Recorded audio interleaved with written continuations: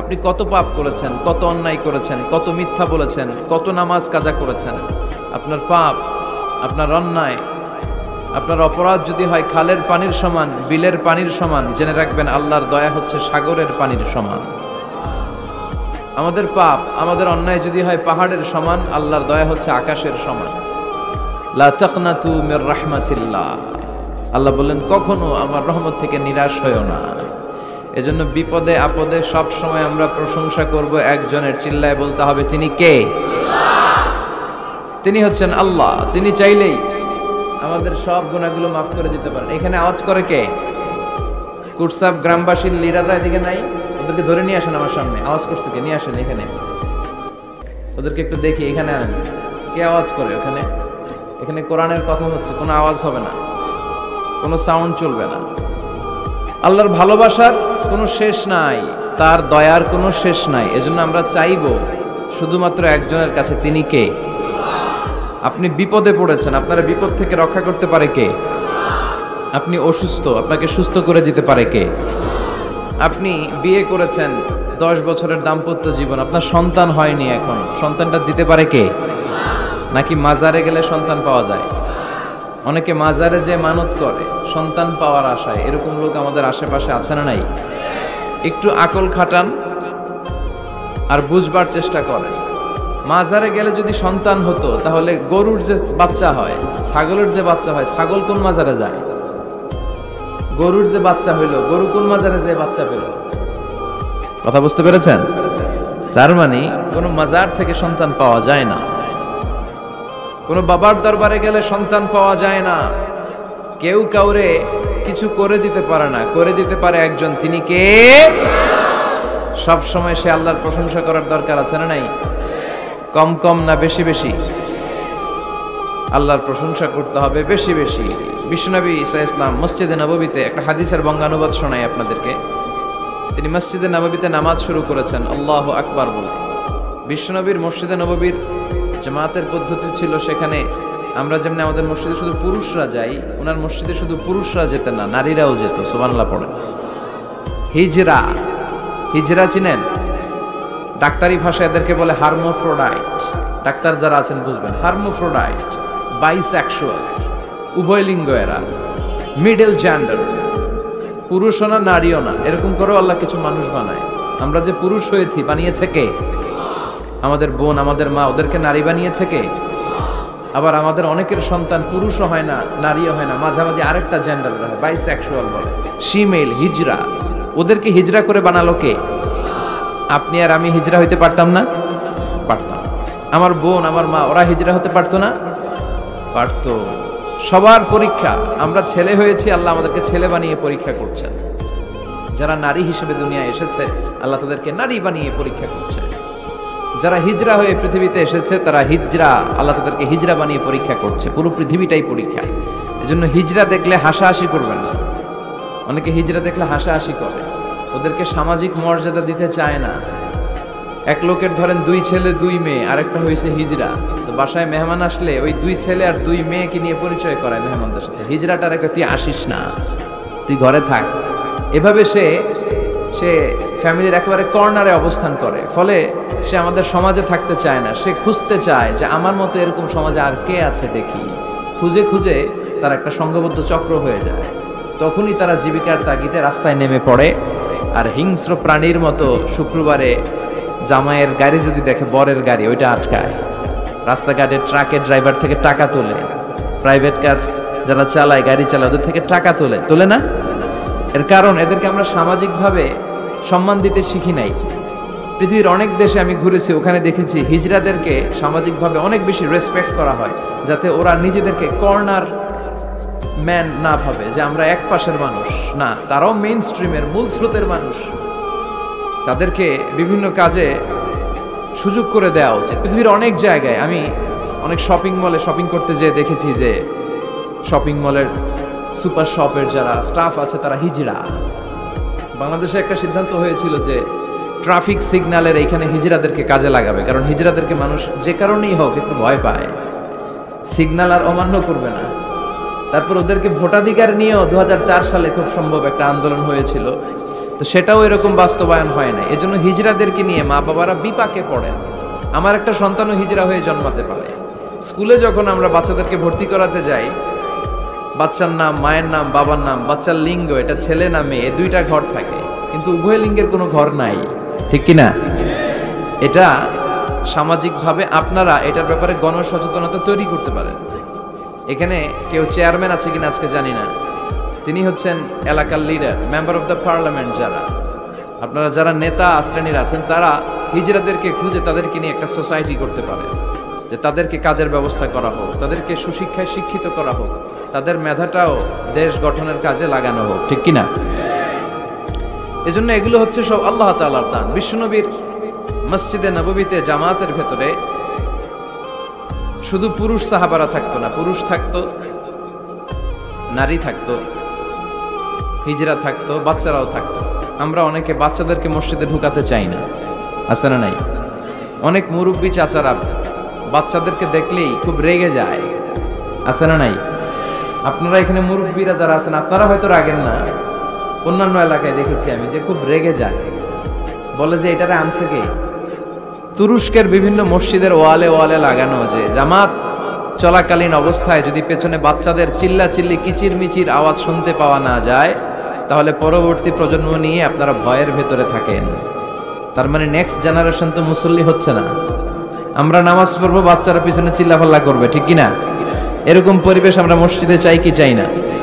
বাচ্চাদের কাজই তো চিল্লাফাল্লা করা, লাফালাফি করা, নাচবে, গাবে, লাফাবে, একজন আরেকজনকে কামড় দিবে, গ্লাস ভাঙবে, কাপড় ছিঁড়বে। এটা কি বাচ্চারা করবে না মুরব্বীরা করবে? মুরব্বী লাফালাফি করলে মানাবে?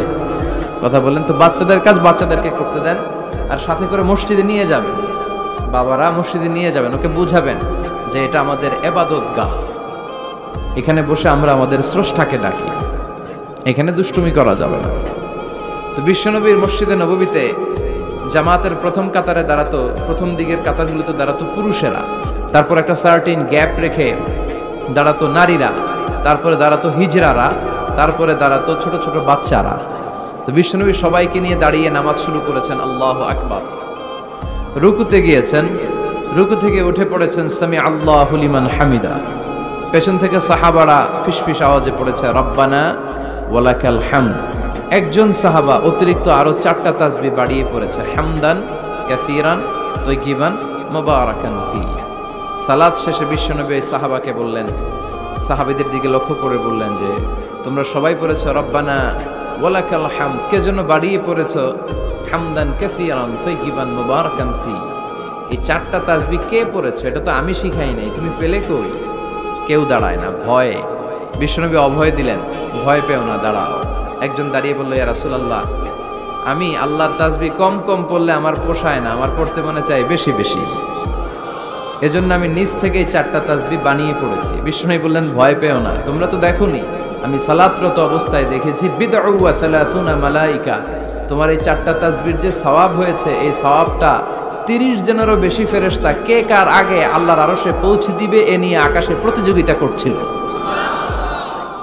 এজন্য আল্লাহর প্রশংসা কি কম কম না বেশি বেশি? সব সময় আল্লাহর প্রশংসা করতে রাজি আছেন? সব জায়গায় প্রশংসা করতে রাজি আছেন? আসুন সে আল্লাহর জন্য আমরা আওয়াজ করে পড়ি আলহামদুলিল্লাহ। পড়েন রব্বানা লাকাল হামদ হামদান কাসীরান তাইয়িবান মুবারাকান ফীহি ইয়া রাব্বি লাকাল হামদু কামা ইয়ানবাগি লিজালালি ওয়াজহিকা ওয়া আযীমি সুলতানিকা লাকাল হামদু বিল ঈমান লাকাল হামদু বিল ইসলাম লাকাল হামদু বিল কোরআন। আল্লাহ সব সময় তোমার প্রশংসা যেন আমরা করতে পারি, তুমি তৌফিক দাও। আজকে আমরা যে বইটা থেকে কয়েক মিনিট কথা শুনবো, বইটার নাম কি? কোরআন আল কারীম। এটা এমন কিতাব যেই কিতাবে কোনো ভুল নাই। এসেই দেখি টেবিলের মধ্যে অনেক বালু ধুলা, কোরআনের ভেতরেও ধুলা বালি, এগুলো আপনারা আগ থেকে পরিষ্কার করে রাখবেন। এগুলো হুজুরের জন্য রেখে দেয় যে মাহফিলের সব কাজ আমরা করছি, এটা হুজুরে করুন, এরকম আছে না নাই? তো ঠিক আছে, করলাম একটু কাজ, আর কোরআন পরিষ্কার করলে তো আরো ভালো। আল্লাহর কিতাবকে আমি একটু ক্লিন করে দিয়ে গেলাম। তো অ্যারেঞ্জমেন্টগুলো আপনারা খেয়াল রাখবেন। আর মাঝে মাঝে কোরআন এমন ছিঁড়ে পাড়া, এত পুরাতন কোরআন এনে দেয়, আজকেরটার অবস্থা মাঝামাঝি, জায়গায় এত ছিঁড়া পাড়া কোরআন দেয়। তো তো ওইটা নিয়ে বসাই কঠিন। পৃথিবীর সবচাইতে নন্দিত কিতাবটা আজকে নিন্দিত এবং অবহেলিত, যেটা আমাদের সফলতার কারণ, যেটা আমাদেরকে দুনিয়া আখেরাতে মুক্তির জন্য আল্লাহ পাঠিয়েছে, সেটাকে আমরা গুরুত্ব দেই না। এজন্য আমি বলি যে Quran is not for yourself, not for your bookshelf, Quran is for your self.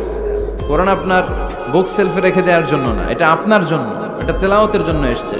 প্রতিদিন কোরআন তেলাওয়াত করতে হবে, একটি করে হলেও কোরআনের আয়াতের অনুবাদ করতে হবে। কোরআনে আল্লাহ কি বললেন জানার দরকার আছে না নাই? এই কিতাবটা নির্ভুল একটা কিতাব। এই কিতাব যদি কেউ পাঠ করে তাহলে সে মানুষের মতো মানুষ হবে, বিশ্বাস হয়? এই কিতাব যদি কেউ পাঠ করে তাহলে সে সুশিক্ষিত হবে, কারণ এই কিতাবের প্রথম কথা হচ্ছে পড়ো, পড়ে নিজের জীবন গড়ো, ঠিক কিনা? আল কোরআনের প্রথম বাণী পড়ো, আল হাদিসে নবীর কথা পড়ো। আল কোরআনের প্রথম বাণী পড়ো, আল হাদিসে নবীর কথা পড়ো। পড়ে পড়ে শেখো, শিখে শিখে তুমি তোমার নিজের জীবন গড়ো। সুবহানাল্লাহ পড়ে, পড়ো, পড়তে পড়তে নিজের জীবন গড়ো। তো এই কোরআন পড়লে সে সুশিক্ষায় শিক্ষিত একজন মানুষ হয়, সিভিলাইজড হয়, ভদ্র হয়, সভ্য হয়, মানুষের মতো মানুষ হয়। এই কোরআন এসেছে আমাদেরকে মানুষের মতো মানুষ বানাতে। কি বানাতে? আওয়াজ করে বলেন, আবার বলেন। এই কথাটার সাথে আপনারা পরিচিত না? বলেন। মুরব্বীরা আমাদেরকে বলে না যে তুই মানুষের মতো মানুষ হ? এটা তো কমন কথা, ঠিক কিনা? এই কোরআন কিন্তু এসেছে আমাদেরকে মানুষের মতো মানুষ বানানোর জন্য। পৃথিবীতে মানুষের বড্ড অভাব। অনেকে বলতে পারেন হুজুর কি বলেন, 700 কোটি মানুষ আর আপনি কোন মানুষের অভাব? কোথাও গেলেই খালি মানুষ আর মানুষ, রাস্তাঘাটে মানুষ, এখানে মানুষ, ওখানে মানুষ, বিশাল লম্বা সিরিয়াল। এগুলো খালি চোখে আপনারা যা দেখেন এগুলো মানুষ না, এগুলো জনসংখ্যা। এগুলো কি? এজন্য বলা হয় বাড়ছে জনসংখ্যা কিন্তু কমছে মানুষ। বাড়ছে কি কিন্তু কমছে কি? মানুষের মতো মানুষ হওয়া খুব দরকার। কোরআন এসেছে আমাদেরকে মানুষের মতো মানুষ বানাতে। আমি প্রায় বলি যে গরুর পেট থেকে বেরোলে ওটা গরু হয়ে যায়, ছাগলের পেট থেকে বেরোলেই ছাগল, মুরগির পেট থেকে বেরোলেই মুরগি, কিন্তু মানুষের পেট থেকে বেরোলেই ওটা মানুষ হয় না, ওটার মানুষ করতে হয়, ওটার মানুষ বানাতে হয়, ঠিক কিনা? আবার ছাগল রে কেউ কোনোদিন বলে না যে তুই ছাগলের মতো ছাগল হ, বলে? গরুরে কেউ কোনোদিন বলছে তুই গরুর মতো গরু হ? আপনাদের এলাকায় গরু টরু তো নাই না, এজন্য বুঝতে অনেক কষ্ট হচ্ছে মনে হয়। আছে গরু? গরু পালেন না আপনারা? পালেন? পালেন? তো আপনার গরুরে কোনোদিন বলছিলেন যে তুই গরুর মতো গরু হইস? ছাগলের কেউ কোনোদিন বলে না তুই ছাগলের মতো ছাগল হ, কিন্তু মানুষকে বলা হয় তুই মানুষের মতো মানুষ হ, কারণ মানুষের মতো মানুষের বড় অভাব। এই দুনিয়া এখন তো আর সেই দুনিয়া নাই, মানুষ নামের মানুষ আছে, দুনিয়া বোঝাই, সেই মানুষের ভিড়ে আমার আসল মানুষ নাই, ঠিক কিনা? আসল মানুষের বড় অভাব। তো এই কোরআনটা এসেছে আমাদেরকে আসল মানুষ বানাতে, মানুষের মতো মানুষ বানাতে। আপনি আপনার ছেলের এই বইটা পড়াই দিয়েন, দেখবেন মানুষের মতো মানুষ হয়ে গেছে। এই ছেলে আর চাঁদাবাজি করবে না, টেন্ডারবাজি করবে না, খাদ্যে ভেজাল দিবে না, মাছে ফরমালিন দিবে না, কোনো সুন্দরী নারীকে মাঝরাতে পেলে ধর্ষণের চেষ্টা করবে না। চিল্লা এখন ঠিক কিনা? সেজন্য এই কোরআনটা পড়াইতে হবে, শিখাই দিতে হবে। মানুষের মর্যাদা সবচাইতে বেশি। মানুষ যদি শ্রেষ্ঠ হয় মানুষ ফেরেশতাকে ছাড়িয়ে যায়, মানুষ যদি নিকৃষ্ট হয় সে পশুত্বকে হার মানায়। খুব দামি কথা, মনে রাখবেন। মেরাজ রজনীতে সাইয়েদনা জিবরাইল আলাইহিস সালাম তিনি সিদরাতুল মুনতাহায় এসে বললেন, ইয়া রাসূলুল্লাহ, অনেক দূর এসেছি, আর তো যেতে পারবো না, এর উপর 1 ইঞ্চি গেলে আমার 600 পাখাকে আগুন দিয়ে জ্বালিয়ে দিবে কে? এখান থেকে আপনি আপনার রবের সাথে মিটিং করার জন্য উপরে যান। সুবহানাল্লাহ পড়েন। তার মানে জিবরাইলের খেলা যেখানে শেষ, বিশ্বনবীর খেলা সেইখানে। তাহলে মানুষ যদি মানুষের মতো হয় সে ফেরেশতাকে ছাড়িয়ে যায়, আর মানুষ যদি খারাপ হয় সে পশুত্বকে হার মানায়। কারণ দেখবেন একটা পশু তার সমগোত্রীয় পশুকে হত্যা করে না, ছাগল কোনোদিন ছাগলের মারে না, একটা একটা সিংহ আরেকটা সিংহকে নৃশংসভাবে হত্যা করে না, একটা বাঘ আরেকটা বাঘকে নৃশংসভাবে হত্যা করে না, কিন্তু একটা মানুষ আরেকটা মানুষকে নৃশংসভাবে হত্যা করে কি করে না? করে। একটা সিংহ আরেকটা সিংহকে মেরে 10 টুকরা 15 টুকরা 20 টুকরা করছে, এরকম কোনোদিন শুনেছেন? কিন্তু একটা মানুষ আরেকটা মানুষকে শুধু নৃশংসভাবে হত্যাই করে না, হত্যা করে 10 টুকরা 15 20 টুকরা করে বস্তাবন্দি করে ক্ষেতের মধ্যে ফেলে দিয়ে আসে, এরকম ডাকাত আছে না নাই? মানুষ জনপদের পর জনপদ আগুন জ্বালিয়ে ছারখার করে দেয়, উপর থেকে বোমা মেরে শহরগুলোকে জ্বালিয়ে দেয়, আছে না নাই? আপনারা হিরোশিমা নাগাসাকির কথা শুনেছেন। দ্বিতীয় বিশ্বযুদ্ধে লিটল বয় আর ফ্যাটম্যান নামে 2টা বোমা ফেলেছিল আমেরিকান সোলজাররা।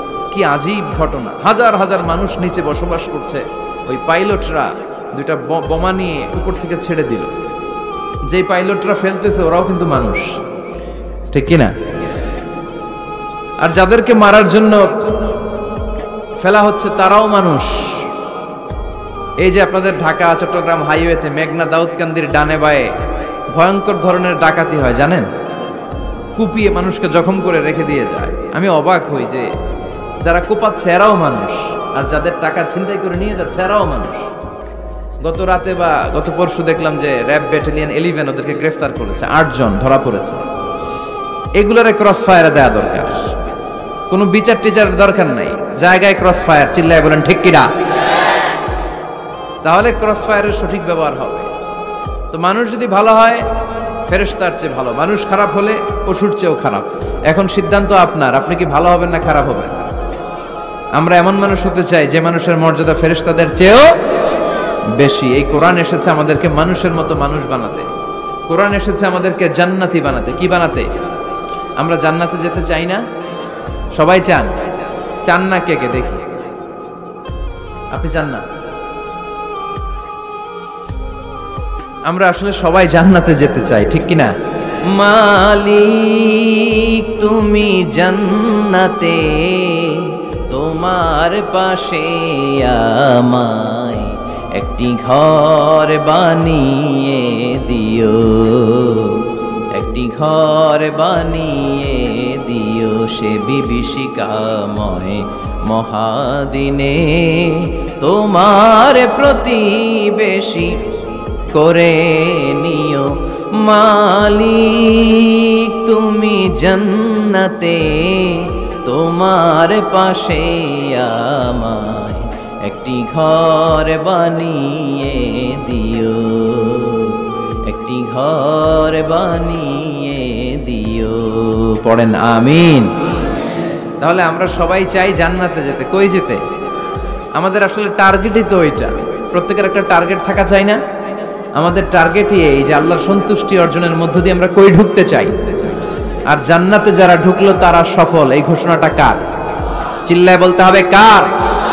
রব্বুল আলামিন বলেন লা ইয়াস্তাওয়ি আসহাবুন নারি ওয়া আসহাবুল জান্নাতি, আসহাবুল জান্নাতি হুমুল ফাইজুন। সুবহানাল্লাহ। আল্লাহ বললেন যারা জান্নাতে যাবে আর জাহান্নামে যারা যাবে তারা কখনো সমান হতে পারে না, তাদের মর্যাদা কশিন কালেও এক হতে পারে না। যারা জান্নাতে ঢুকতে পারবে তারাই সফল, যারা জান্নাতে ঢুকতে পারলো তারাই। ফামান যুহজিহা আনিন নারি ওয়া উদখিলাল জান্নাতা ফাকাদ ফাজ ওয়া মাল হায়াতুদ দুনিয়া ইল্লা মাতাউল গুরুর। আল্লাহ বললেন যারা জাহান্নাম থেকে মুক্তি পেল, জান্নাতের সার্টিফিকেট পেল, তারাই হলো সফল, ঠিক কি না? এটাই তো সফলতার মানদণ্ড হওয়া উচিত। আমি জাহান্নাম থেকে মুক্তির ঘোষণা পেলাম, আমি চিরস্থায়ী শান্তির জায়গা জান্নাতে ঢুকার অনুমতিপত্র পেলাম, আর কিছু লাগে? কথা কন। আমরা সবাই কই যেতে চাই? আল্লাহ বলেন the people of paradise and the people of hellfire never be equal. The people of paradise gained the ultimate success in life. যারা জান্নাতে যাওয়ার অনুমতি পেল তারাই সফল। আমরা সেই সফল মানুষ হতে চাই, ঠিক কিনা? আমরা সবাই জান্নাতে যেতে চাই। আসলেই চান তো? শুধু কথায় না কাজেও? কাজেও সেটার প্রমাণ দিতে হবে। আমরা জান্নাতে যেতে চাই। জান্নাত এমন জায়গা যে জায়গায় আছে শুধু আরাম আর আরাম, আর জাহান্নামে আছে খালি ব্যারাম।